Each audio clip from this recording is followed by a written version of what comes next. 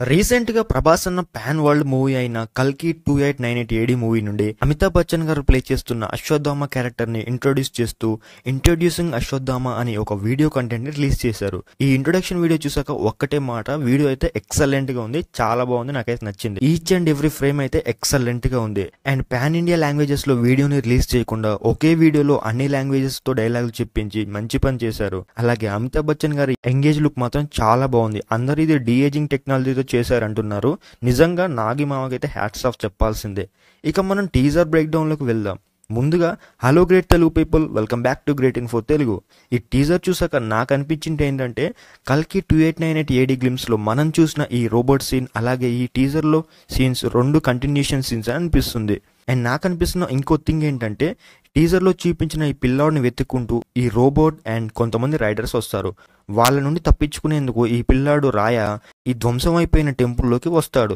అయితే అక్కడే ఉన్న అశ్వత్థామ కల్కి అవతారం కోసం ఎదురు చూస్తూ శివుడి ముందు కూర్చొని ధ్యానం చేస్తుంటాడు. అదే టైంలో పైనుండి వాటర్ డ్రాప్స్ శివలింగంపై పడుతూ ఉంటాయి. అలా అశ్వత్థామ రోబోట్ బారి నుండి రైడర్స్ బారి నుండి రాయాని కాపాడుతాడు అని నేను అనుకుంటున్నాను. ఇట్స్ జస్ట్ మై థియరీ అంతే. అందుకే ఇక్కడ రాయ ఈ డైలాగ్ చెప్తాడు.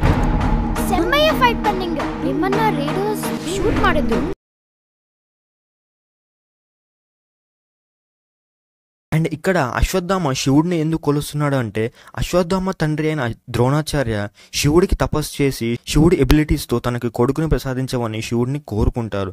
దానివల్లనే అశ్వత్థామ గొప్ప యోధుడు అవుతారు.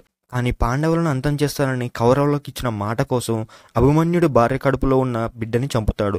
అప్పుడు కృష్ణుడు వచ్చి ఆ బిడ్డని కాపాడి అశ్వత్థాముని నీవు కురుక్షేత్రం వలన కలిగిన గాయాలు ఎప్పుడూ మానకుండా నాన్ హీలింగ్ ఎబిలిటీతో ఇమోర్టల్గా ఉండు అని శపిస్తాడు.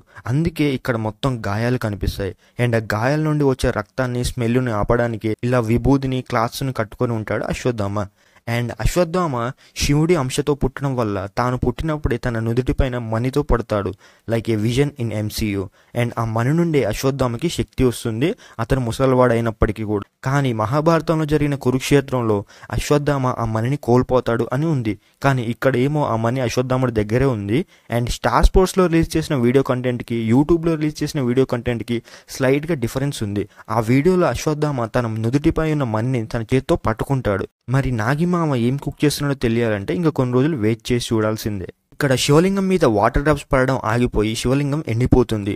పురాణాల ప్రకారం కలి వలన నదులు చెరువులు ఎండిపోయి కరువు వస్తుంది. అప్పుడు కల్కి భగవానుడు వచ్చి కలి బారి నుండి ప్రపంచాన్ని కాపాడుతాడు.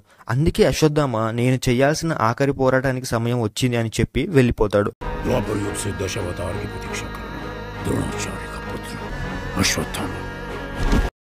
అండ్ ఫైనల్గా అశ్వత్థామ చేతిలో ఉన్న ఈ కర్ర అండ్ ఈ పోస్టర్లో ప్రభాస్ అన్న చేతిలో ఉన్న కర్ర రెండు సేమే.